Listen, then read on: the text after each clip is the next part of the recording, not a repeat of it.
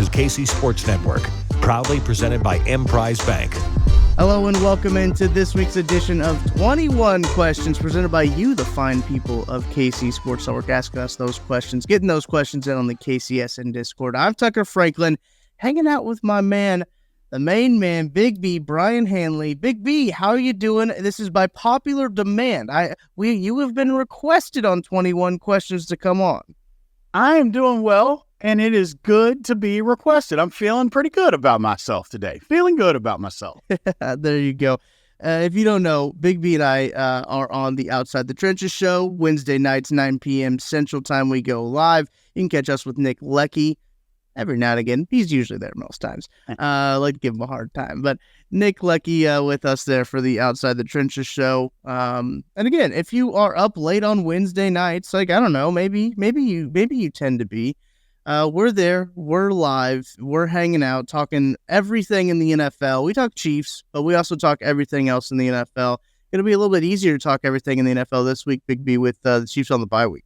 Yeah. It's NFL right now. There's a lot of stuff going on, a lot of craziness. I just saw the Bills are absolute mess. I think they just fired their offensive coordinator. I think that happened 3 minutes ago. It is just absolutely insane what is going on right now across the league. Defenses are up, offenses are down. But yes, that game with Josh Allen and the Broncos was quite something.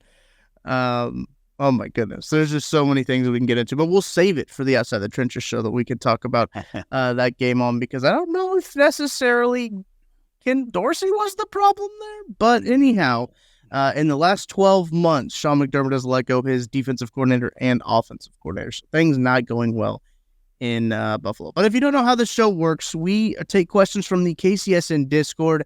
If you don't know what Discord is, it's like a big, basically, internet chat room, big old group chat with, let me see how many people are in the KCSN Discord now. It has grown quite a bit since we had first started it, about 2.5-3 years ago.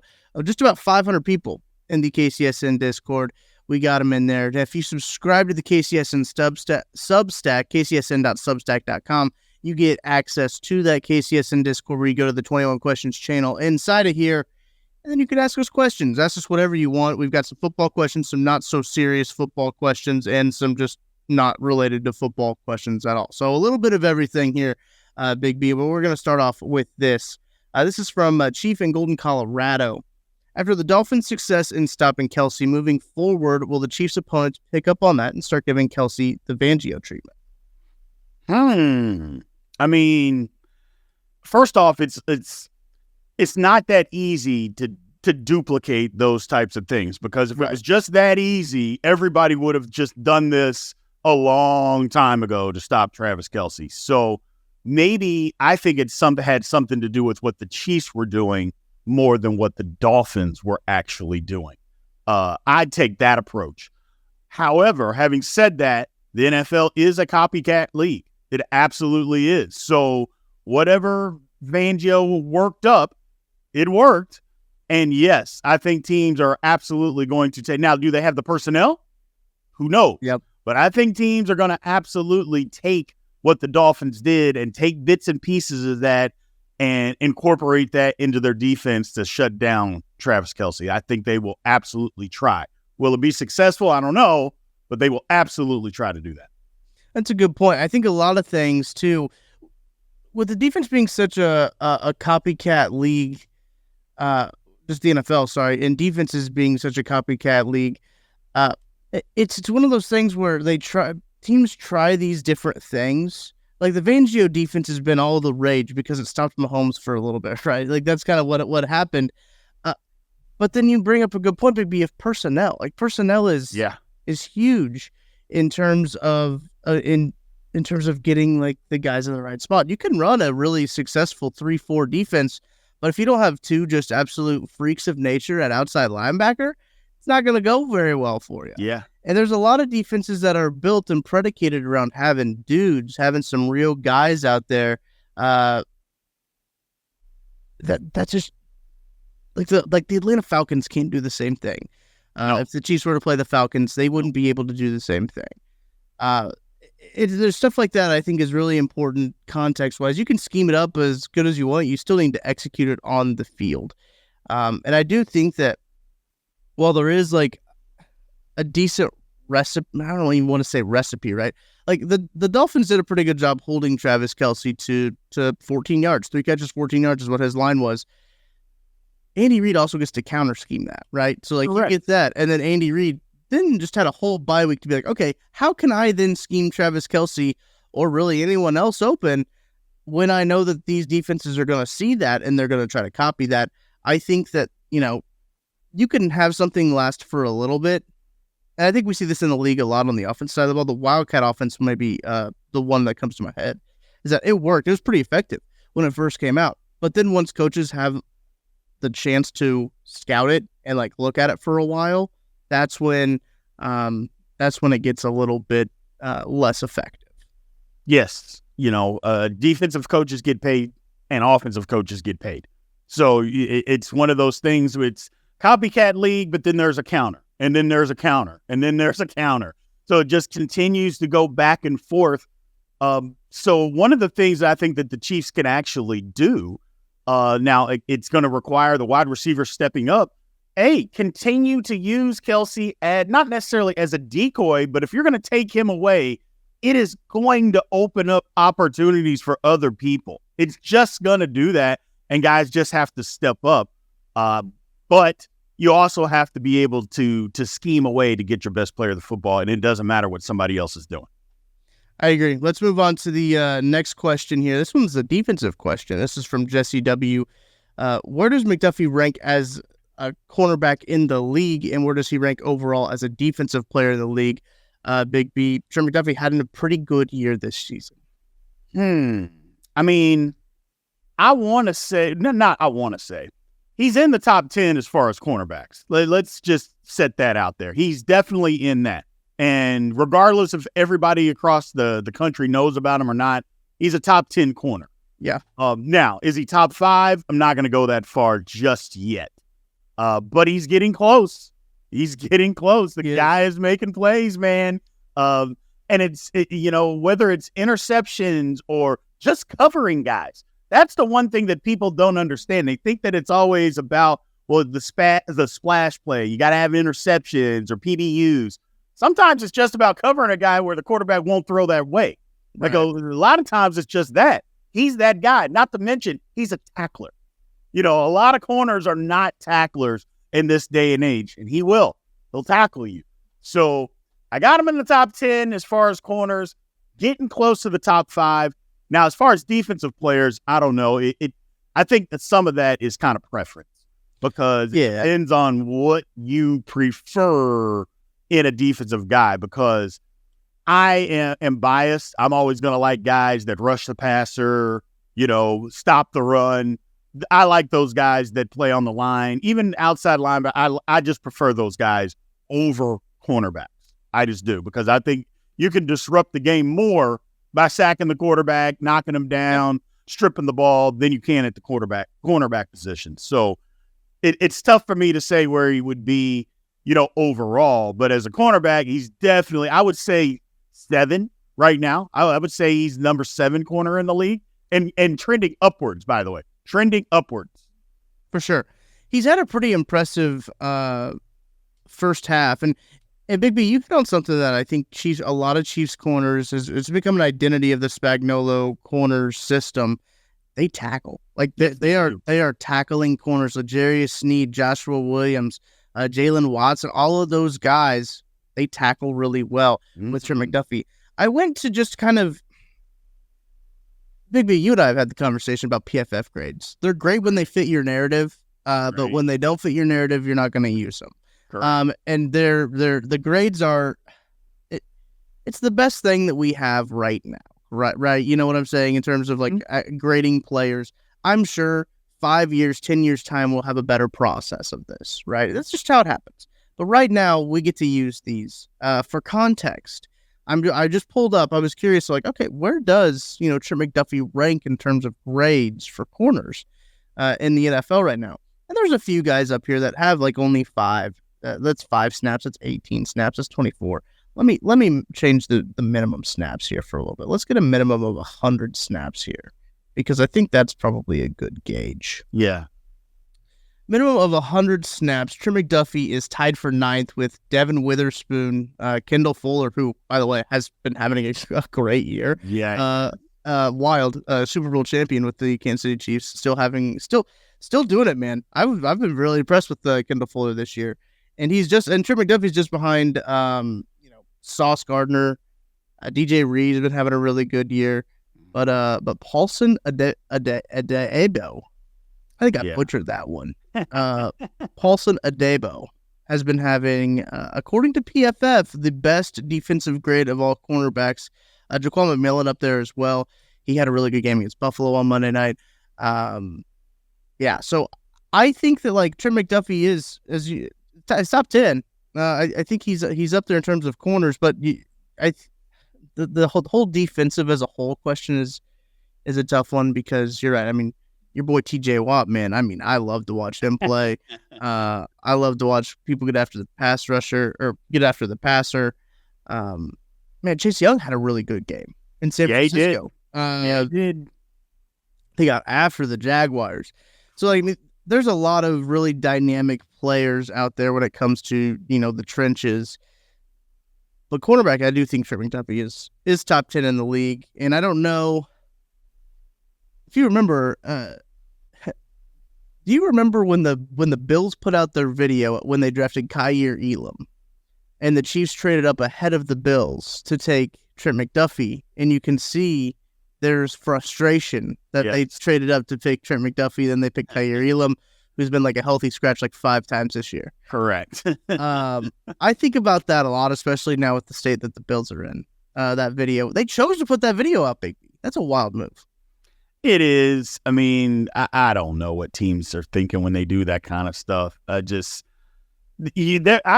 remember it distinctly that the Bills were very frustrated that the Chiefs moved ahead of them to take McDuffie. I remember that.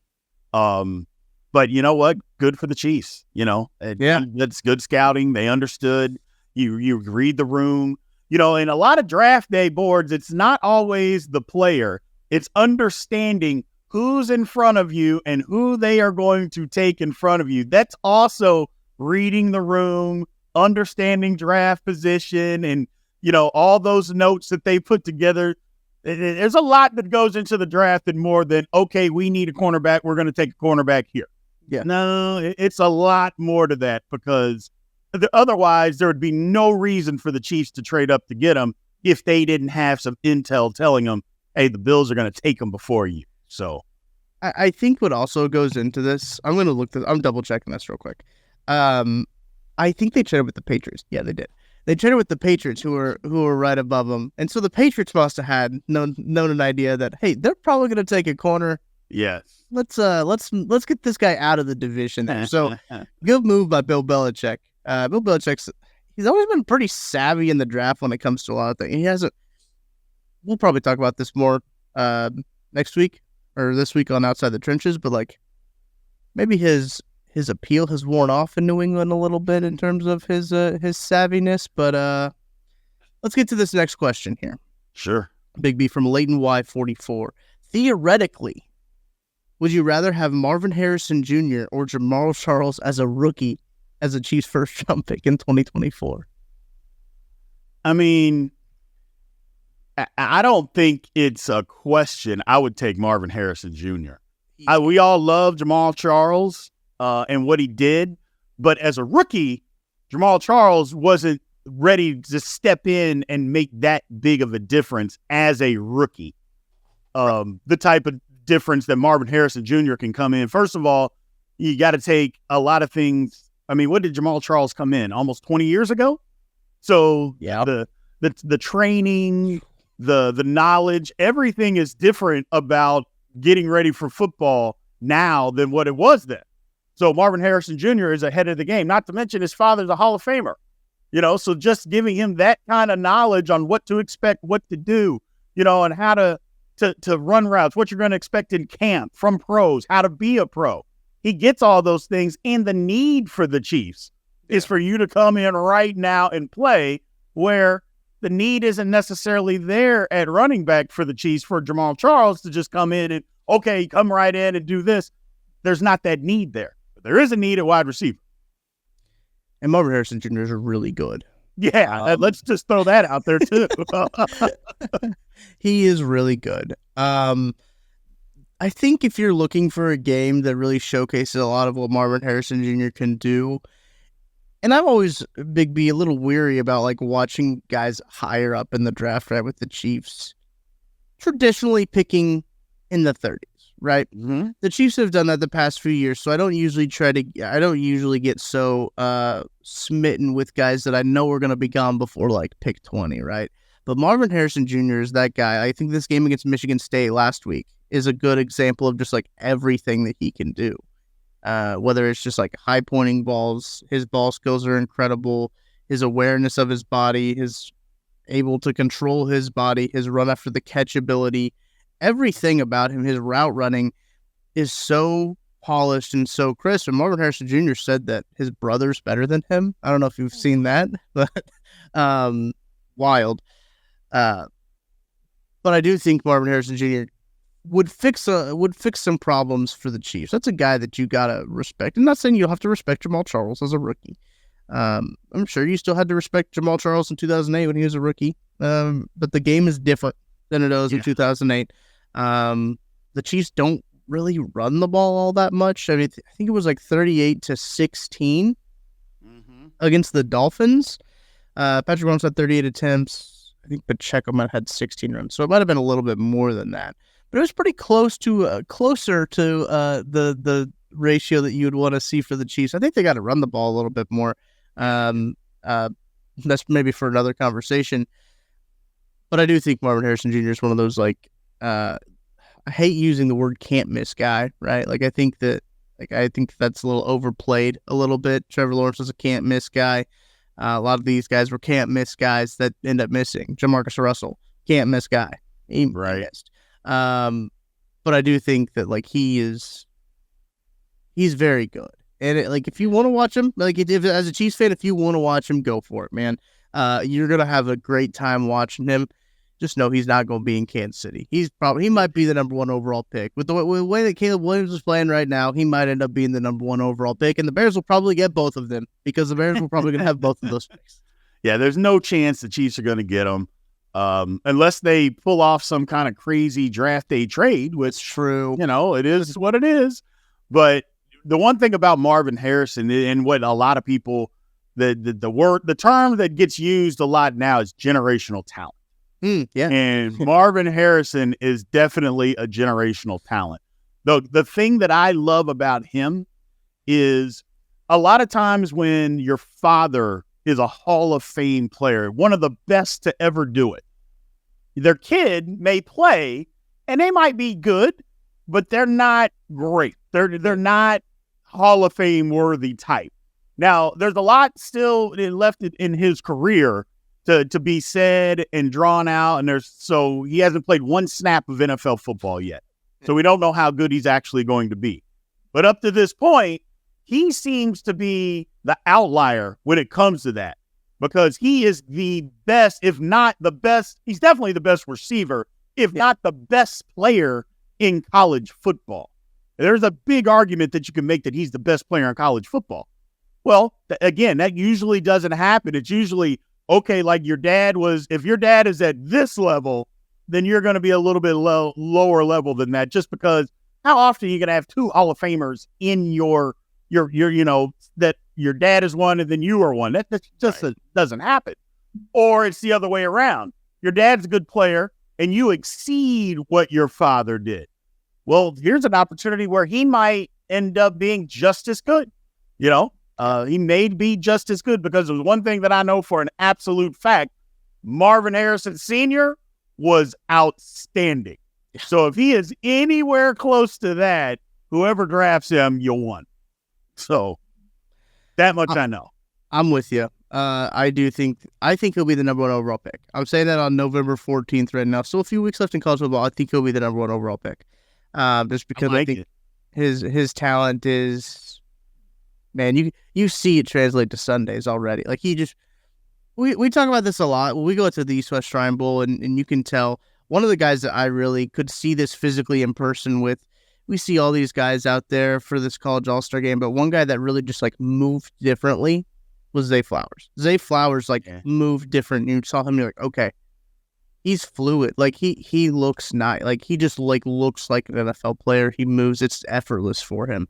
That's kind of what it looks like with Marvin Harrison. He moves different than a lot of these guys out there. But Big B, we're going to go ahead and take a first break of the night, of the day, and we will be back with more of your questions coming up here on 21 Questions. Thanks for listening to KC Sports Network. Make sure you download our new app. Find it on the App Store or Google Play. Just search KC Sports Network. It's 21 Questions here, back with you. I'm rocking the new KCSM merch that we got here. The hoodie, rocking the hoodie, got a design on the back. I'm not going to stand up and show it to you. You have to trust. You have to take my word for it. If you're listening to the podcast, you can't even see anything I'm talking about. Do appreciate our friends at Sandlot Goods for hooking us up with some of this stuff here. Go, there's a link in the description. You can pre-order some of the merch that we got out there, and all proceeds go to the KCSM Foundation as well. So, go check it out.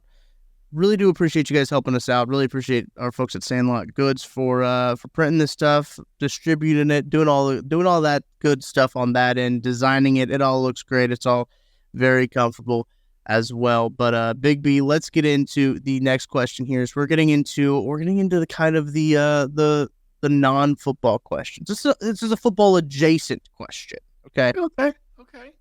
Positive and Toasty asks, so the Chiefs have alternate colored jerseys and or helmets, and if so, what color/colors?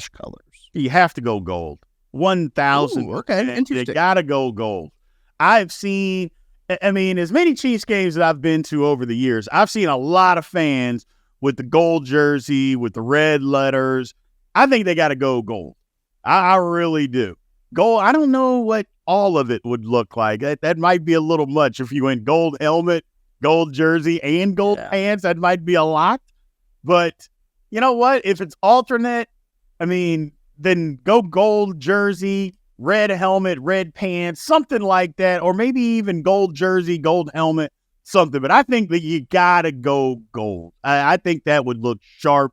I think that would be something that Chiefs fans could get behind. I don't know. Sadly, I don't know if they're ever going to do an alternate. Clark Hunt has been pretty adamant on just like keeping the brand of the brand, which, listen, I get it. I do. But somebody asked me the other day that like isn't very familiar with football. They said, "The Chiefs have any throwbacks?" I said, "They're wearing them. They are wearing their throwbacks every game. They have not changed their uniforms even a little bit. But I do think something fun is like an alternate helmet, maybe like a white shell they could roll out there with drop the arrowhead, just use like the interlocking KC on the white shell, I think would be kind of cool. I mocked something like of that up one time. I'll have to dig it up out of my Photoshop files, but I've mocked some helmet like that up there. But it's hard for me because I've seen people do like the all blacks. That doesn't really do it for me. No. The yellow, I think you'd look too much like a mustard bottle if you go all yellow. Yeah. Right. Oh yeah. And I think that's what you run into a little bit there. But maybe a yellow top with red pants wouldn't look too bad. But then again, you then start to look like ketchup and mustard. So then you're gonna the color combo. I think it was Joshua Briscoe that said that they have like two primary colors as like their main colors, and it kind of like doesn't really work, or something like that. I don't know the color wheel or anything like that. So, I probably am off on primary colors, but I don't know. They have such a solid brand right now, and they have such a stubbornness not to do anything with it. I think it would be really cool to see maybe, I don't know.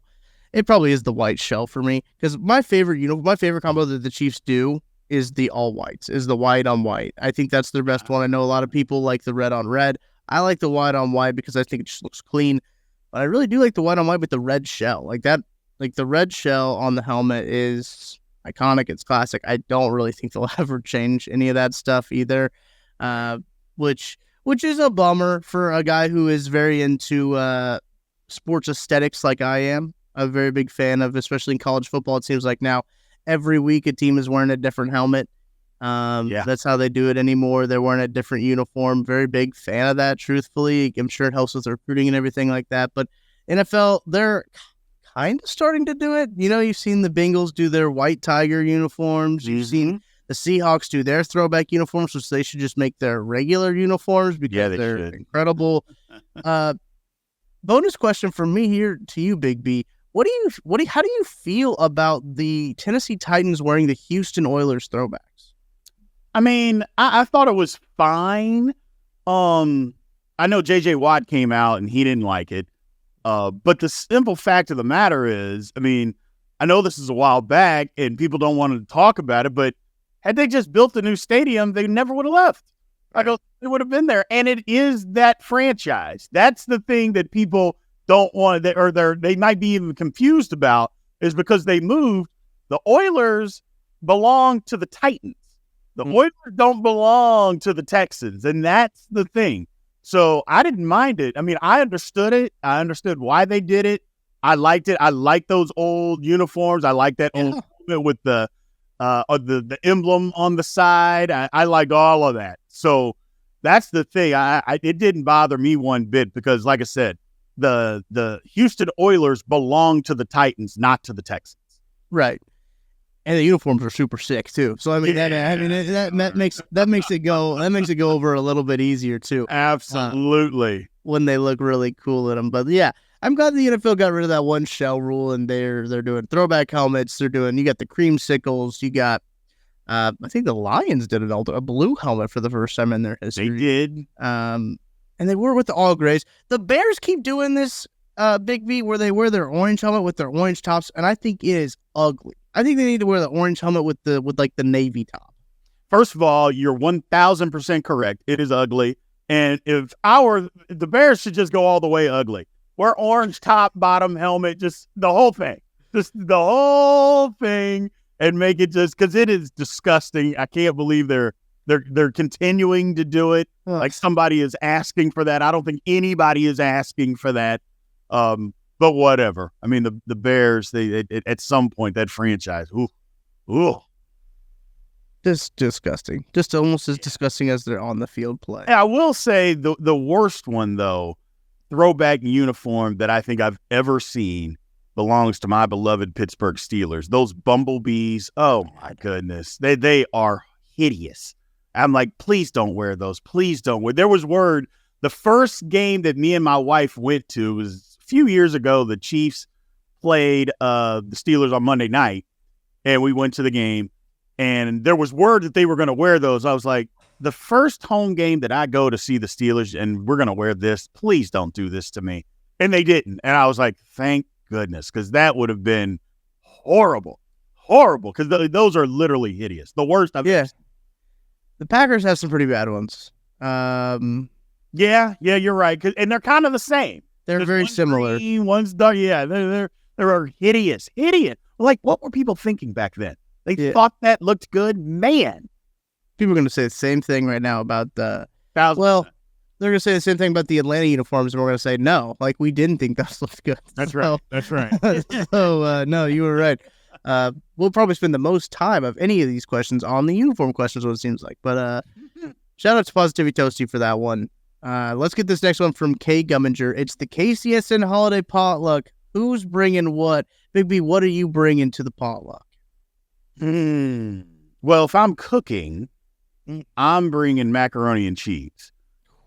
Just for the simple fact that I've watched my mom, my aunt, my wife make macaroni and cheese for years. I know what goes in it. So I'm bringing that with the 7 different cheeses and it seems like you use a pound of butter in there, more than a pound of butter. You just load that thing up with butter and half and half, mix it all together and put it. I will bring the mac and cheese. 100%. I will bring that. Well, you sold me with your recipe right there. I'm in on it. I think Christian had lofted this question out to us in another place. I can't remember where. It was probably in the Discord somewhere else. But he said Tucker's got to bring the drinks, right? And I think so. Oh, I think that's what I would be in charge of. okay. Or I would be the guy that they'd say, you know what, Tucker?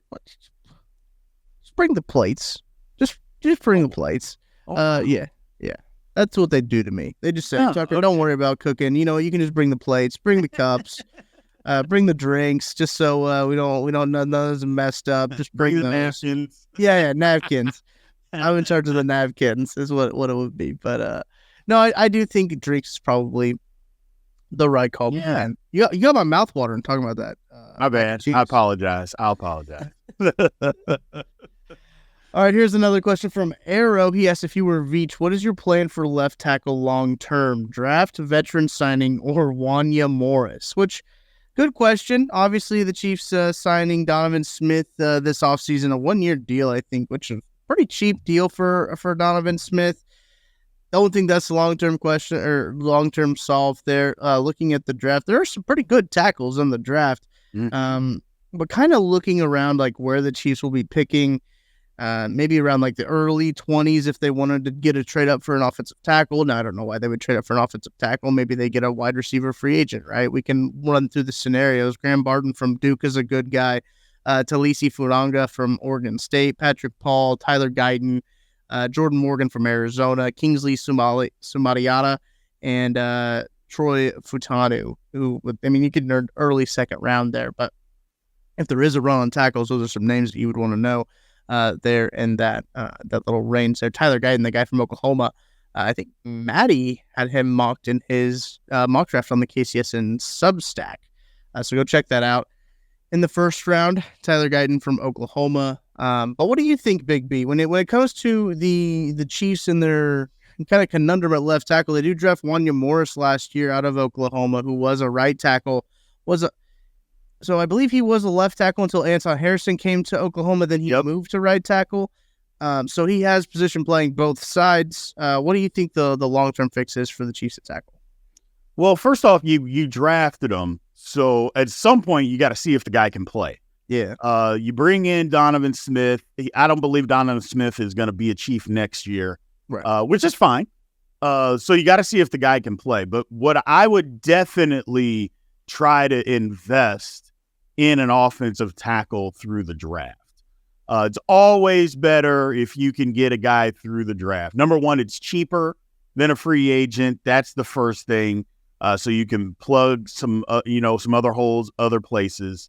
But if they can get a guy in the draft within the first round, look, I'm a big believer in getting draft picks in the first round. I don't think you have to trade up, super high for a tackle, kind of what you said. I don't know if that's always the case, but I'm also a guy, you want them, you go get them. Yeah. You don't wait, because if you wait, you're not going to get that guy. That's how it usually happens in the NFL draft. So, but I think draft is the way to go. I definitely think it's the way to go, because if you can get, and Chiefs have also had success in doing that.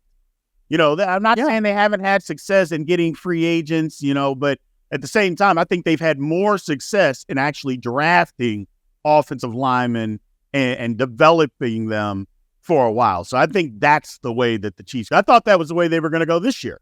Yeah. So to be honest with you, but I think a couple of guys got taken before they were able to go, and then they changed their mind, moved around. I get it.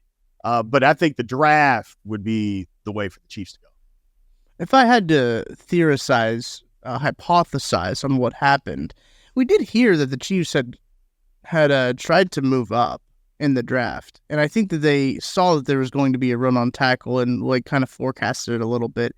And they tried to, but they just didn't have a suitor. Listen, I know a lot of people get upset when the Chiefs don't trade up. Hey, what are you doing? Why aren't you trading up? Well, you got to have two. You got to have somebody let you come up. Why aren't you trading Sky Moore right now? Well, somebody's got to want Sky Moore. There's got to be two of those things right there. I just ran a quick mock draft simulation here just to kind of get an idea of who would be there based off of today. Right now, I realize we're doing this on November 14th. But anyway, Patrick Paul from Houston's there, Tyler Guyton obviously there as well, and Jordan Morgan. All three guys that I think that could come in and play left tackle. But as you mentioned, they drafted Wanya Morris for a reason. They didn't draft him just to be a swing tackle probably. Yeah, not that high. No. So I do think they're going to give Wanya every shot, but I don't think that means they're not going to draft a tackle eventually in the draft.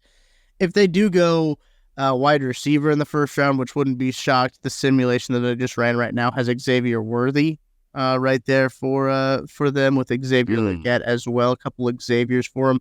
Troy Franklin also there. I would be a very big fan of Troy Franklin at 30. Where am I picking right now? I'm picking at 31 in this simulator. No faith in the Chiefs, this simulator has. No faith. The Eagles at 32. So, I mean, they've got options, and I think that they could probably get another tackle round 2, something like that too. So, all kinds of options there. I do think Wanya does get a fair shot at it. But Julian K, run the MFN ball. He says, "What's the best Thanksgiving side dish?" Dressing. Easily dressing. It's got now, don't get me wrong. Mac and cheese is really, really high up there.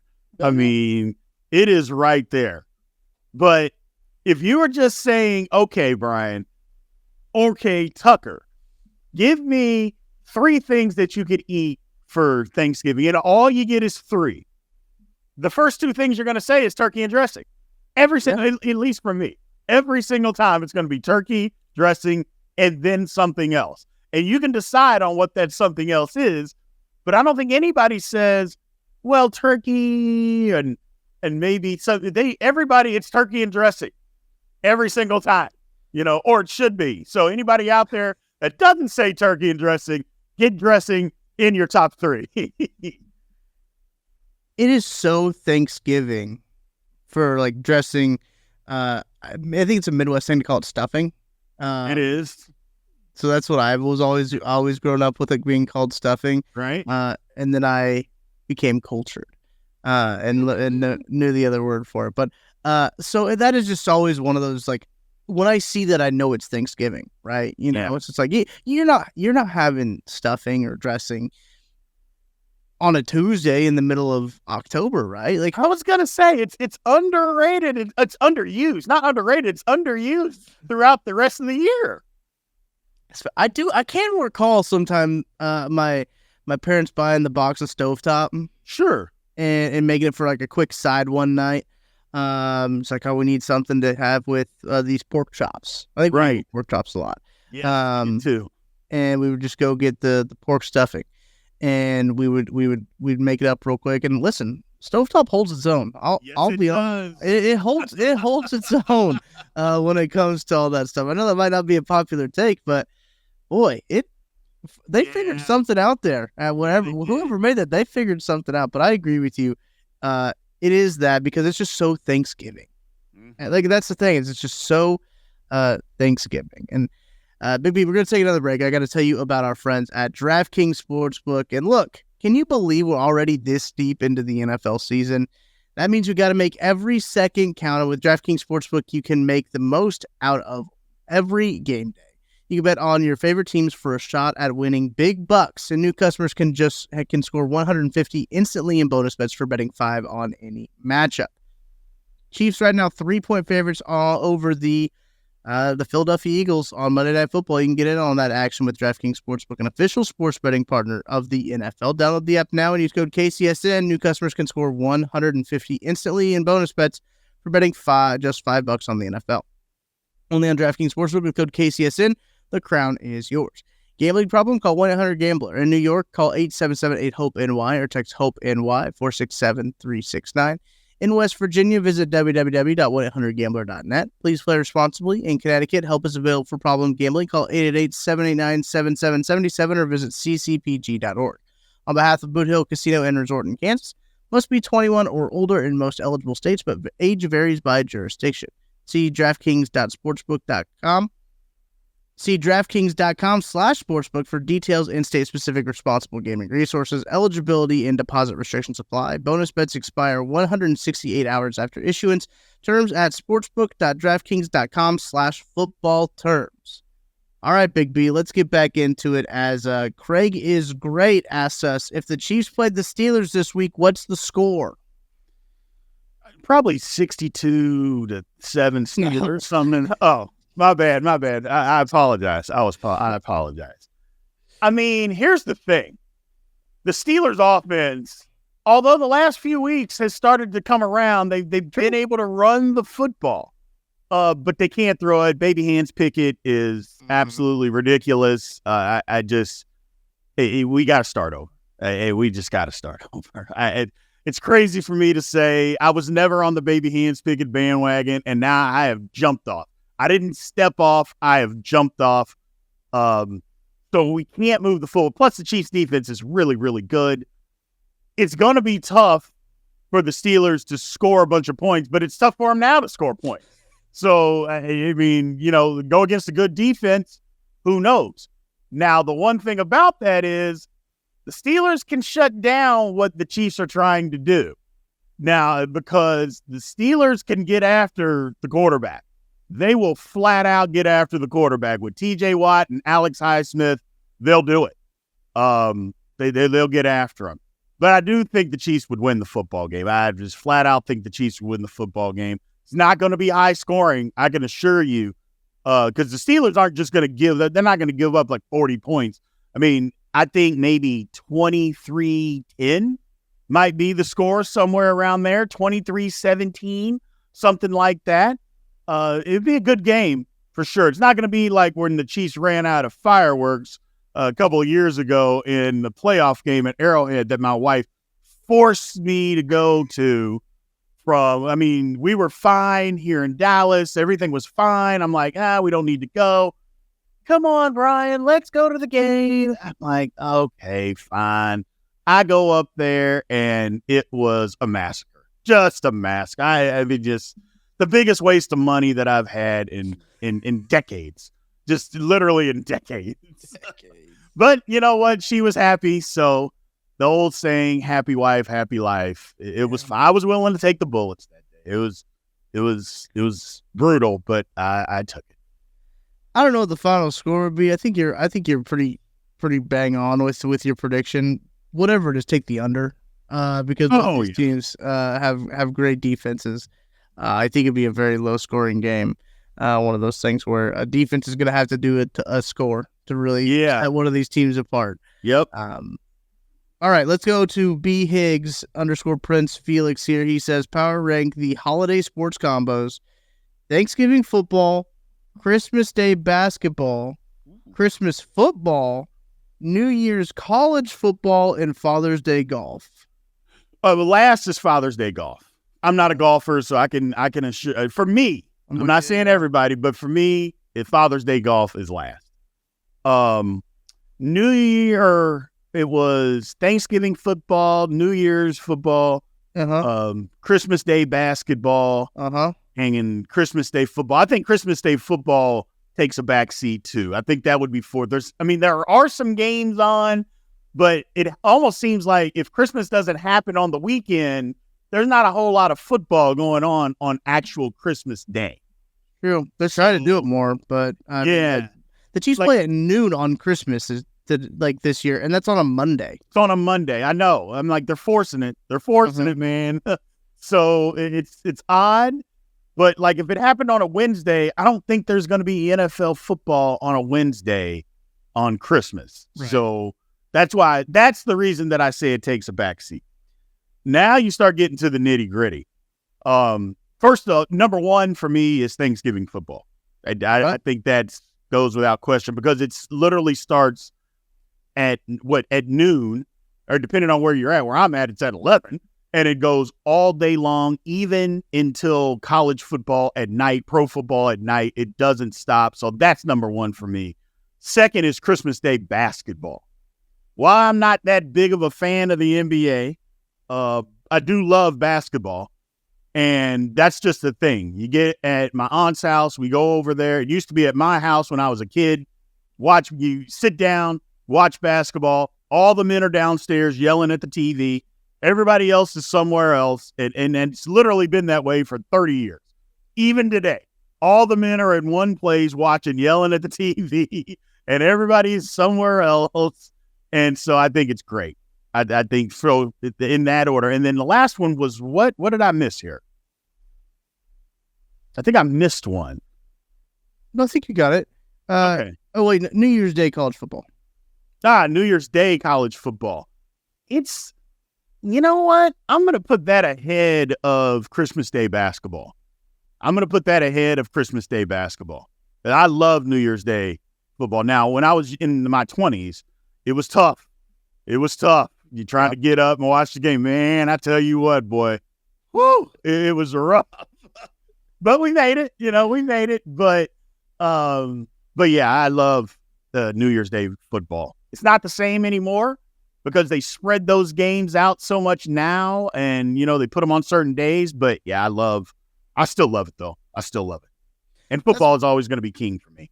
Yeah, that's my number one. Is I love the New Year's Day bowl games. I think that they're so fun to watch. And I have memories of like when Mizzou was playing Oklahoma State, and I can't remember which bowl it was, but I think it was the one that Tony Temple might have had a really big day. Maybe that wasn't Oklahoma State. I'll have to look that up. But I can remember New Year's Day is a big like cleaning day in my family, right? My mom is always big on like, all right, let's clean the house on New Year's Day, start the new year with a clean house.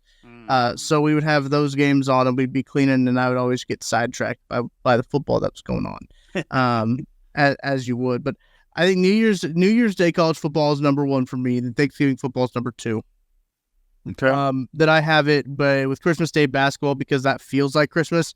Christmas Day football doesn't feel like Christmas to me. Absolutely not. Like it doesn't. Like I'm with you in terms of just like I can remember watching like there was like a Bulls Lakers game where Kobe pulled up for like a game-winning shot with like 5 guys around him or something like that, and I think he might have missed it, but who knows? Off the top of my head, that I remember from like Thanksgiving, and they were wearing though just like those monochromatic jerseys. Remember Adidas used to do like the special Christmas Day for these teams. Like that was one of them. I think this might have been like the sleeve era maybe of NBA basketball, or I think it might have been pre-sleeve. But anyway, there's just a lot. Like I just have a lot of memories when it comes about like Christmas with basketball as well. So I've got Christmas Day NFL and Father's Day golf down there too as well. So we're pretty lockstep in terms of what we think in terms of I like that question rankings with that. Yeah, it's a good one. Okay, let's get a couple more here. This one is for oh boy, Big B. We could probably go for a minute on this one. That's from Lee87. Give me your takes on the Michigan sign stealing scandal, and doesn't everyone try to figure out signs? Man, you're right. I could go all day. It's cheating. It's cheating. That's the first thing. It's cheating. However, I've said this from the very beginning.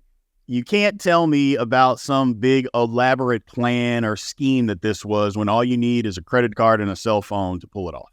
Because that's literally all the guy needed. A cell phone to buy some game tickets and a cell phone to send the tickets to somebody to go to. Okay? So we're not talking about something crazy or elaborate here. That's all that was needed to pull this off.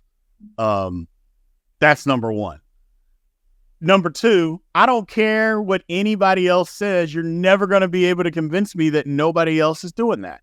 First of all, when I was in high school, which that could have been a million years ago, you used to send, like, coaches would go to other games and scout teams. Yeah. That was a thing.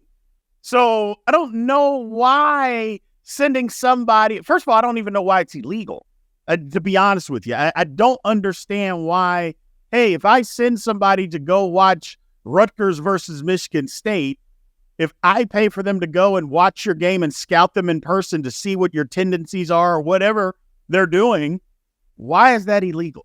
I don't understand that rule. So I just don't get it to begin with. I think it's stupid. And I think that's where I kind of lie on this, the whole thing, Tucker, is I think the whole rule in general is dumb. Right. I mean, I went to college. I went to K-State. We had 3 guys that were live every week, or 3 guys that sent in plays every week. One of those was live, and they changed up every single game, so you didn't know. Mm-hmm. So why can't you do that now? I don't understand why people can't do that now. You don't know who's live. You don't know, so you wouldn't be able to figure that out. Two, if the NCAA had any type of couth or brain cells, hey, just let them put the headsets in where you can call the plays through their helmet, and that ends all of this. Yes. It literally ends immediately. And coaches and I know the coaches that don't want to do that. We want to go fast. We want to go fast. Well, there's some consequences to going fast sometimes. I go, so I don't understand why any coach would vote against having that kind of technology in the football game. That's just ignorant, in my opinion. I think it's interesting when you talk about this like scandal. I want to say it in air quotes. It's like a scandal, right? Because like I think it's been a bit overblown, truthfully. I do. In terms of everything, the Big Ten has had two worse scandals in the last 6 months than this one. In terms of Northwestern and Michigan State. So I and we're not talking about those as much as we are talking about this one.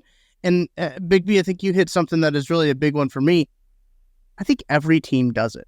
Like I legitimately think every team does it. That's why you're not seeing a ton of head coaches come out and say like Jim Harbaugh needs to be reprimanded and banned from that's why you're not seeing a ton of that. You saw Greg Schiano said it, but like Brett Bielema, like you were never beating Michigan anyway. No. Don't act like stealing your signs was the reason that they were what reason that they beat you. And the fact that like there's also now reports and findings of Ohio State sharing signs that they advanced scouted of Michigan with other teams, just call it a wash at this point. Put helmets, put mics in the helmets, put the headsets in there. Call it a wash. Say, hey, smack some fines on all these schools and just move on. Yes, that's what I think you got to do. It's one of those things where I think everyone's doing it, and I think if we're gonna flesh this whole thing out, we're going to find out that a lot of schools, I'm sure your favorite school's doing it. I'm sure Mizzou's doing it. I'm sure Kansas State's out there doing it. Because if you're not doing it at this point, it's like doing a disservice to your own team if everyone else is doing it, right? It almost goes back to like the steroids thing, right? You're almost doing yourself a disservice because everyone else was doing steroids. Where like if you weren't doing it, you were going to get left behind. You're going to get left behind. I know it's against the rule, but no one was testing for it. Nobody was raising an eyebrow to it until one day, all of a sudden, they decided it was a big deal. Now it's become something that I think it's a little bit bigger than it needs to be. I don't think Jim Harbaugh should be fired or ultimately let go from Michigan because of it, because he's doing something that probably every other head coach is doing. And from the sounds, from what it looks like, what I hear, what it sounds like is that he didn't really know a whole lot about the expansiveness of the sign stealing stuff that it went on. But I don't know about that because he's the head football coach, and there's not a whole lot that goes on within your program that you don't know about. You would hope. Hey, there's not a whole lot that happens or you're going to allow to happen or whatever that goes on within it. Now, was he the guy that told the guy to go do it? I 100% guarantee you he was not. There was somebody else that told him to do it. Right. But did Jim Harbaugh know? Yeah, he knew. He knew what was going on. But the problem is all these other schools, and here's the conflict that I guess I have with it, Tucker, is Michigan's just the one that got caught. Right. And technically caught, somebody told on them. That's what happened. No, they didn't just get caught. Somebody told on them that was upset about the situation. I think it was more likely Michigan State because Michigan State has had bullet after bullet after bullet just getting beat down on them. And they're like, look, go look at them. Go look at them for a while. Let us have a breather here. And go look at Michigan. So I think that had a lot to do with it. And all these other coaches and teams are doing the same thing. Michigan just happened to be the one that got caught. I hate Michigan's response. Well, everybody else is doing it. Hey, man, no, that can't be your response. It just needs to be, we got caught. The rule is stupid. Say stuff like that. But don't say, oh, well, don't be mad at us. Everybody's doing it. Well, you know what? If you go to a court of law, everybody was speeding. Okay, but we caught you. Yeah. So we're going to deal with your ticket. We'll deal with them. Don't you worry about them. We're going to deal with you. We're going to deal with your crime. And I think that's a horrible defense to try to say, well, everybody's doing it. Like, what are we, 12 years old? Come on,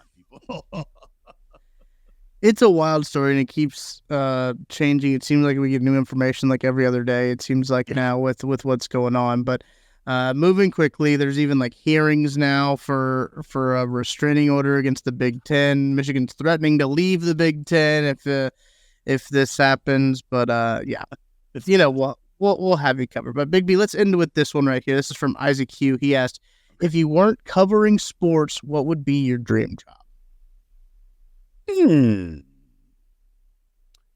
My dream job, I mean, if we're staying in sports, I would love to be coaching high school football.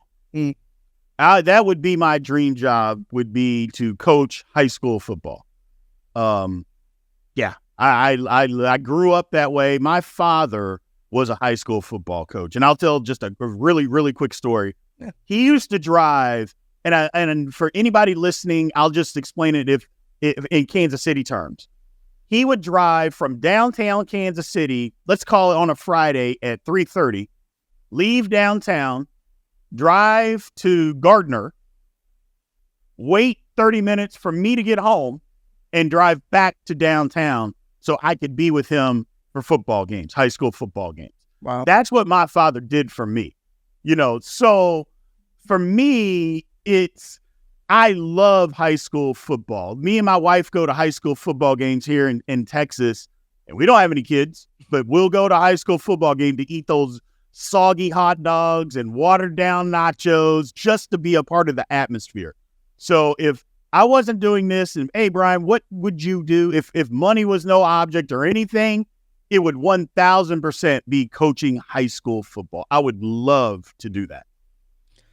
I've always wanted to be like an equipment manager for like fun job for like a football team. That was always one of my things. Like, so when I was in college, I was obviously doing like the media department stuff and everything like that. But I was like, man, if I could do anything else, it would be that guy right there who's messing with the helmets on the side. Helmet pops off. You gotta fix it real quick. Yeah. That would be. I would love that. You gotta pack up all the travel stuff. Yep. You gotta put the decals on there, on the helmets, everything like that. You know me, I've already said I'm a sports aesthetics guy. I like the aesthetics of the game, the aesthetics of sports. What better would be the equipment manager type deal? That's one of the things where an NFL equipment manager would be pretty darn sweet for me. Yeah, I got a friend that he did it at K-State. He was the assistant at K-State. Yeah. Well, now he's at the University of Louisville, and he does it at Louisville. He's done it for a long time. That is a fun job. Putting out all the uniforms, making sure they all get there. I don't think he gets to decide what they wear, right, but I'm sure he's part of that decision process. Here's what we got, and lays out all the different uniforms, especially in college. They have all those different uniform combinations. That's a fun job, Tucker. That might be up there in my top 5 too. That's a fun job. It's a big responsibility. Oh yeah. But responsibility is okay. It's okay to have big responsibility. But that's a fun job. Those Cardinals, man, have themselves a heck of a year. They're doing all right. We're doing all right. Our schedule has appeased us to get to 9-1. So while I love it, I understand where we are in the pecking order. I get it. Like we said, we got our head blown off by Pitt, who's one of the worst Power 5 teams in college football. So I get it, but you know what? I'm not going to apologize for being 9-1. That's just not going to happen. You don't have to. Not going to happen. That's the beauty of it. But all right, baby, I appreciate you hanging out with me. Hanging out, talking some a little bit of everything here on 21 Questions. Make sure to like and subscribe. Also, subscribe, follow us wherever you listen to your podcast. Leave us a 5-star rating and review. That helps us a lot. 5-star reviews help us a lot to get it out in front of people. We do appreciate that. Big B and I will be back on Wednesday. We'll be back tomorrow, Wednesday, Thursday, if you're listening to the podcast, the audio after the fact, but Wednesday live at 9 p.m. We'll be back with Outside the Trenches, talking about all kinds of stuff going on in the NFL. There's a ton going on, so we got a ton to talk about. But for Big B, Brian Hanley, I'm Tucker Franklin. Thank you for listening to this week's edition of 21 Questions. We'll catch you next time.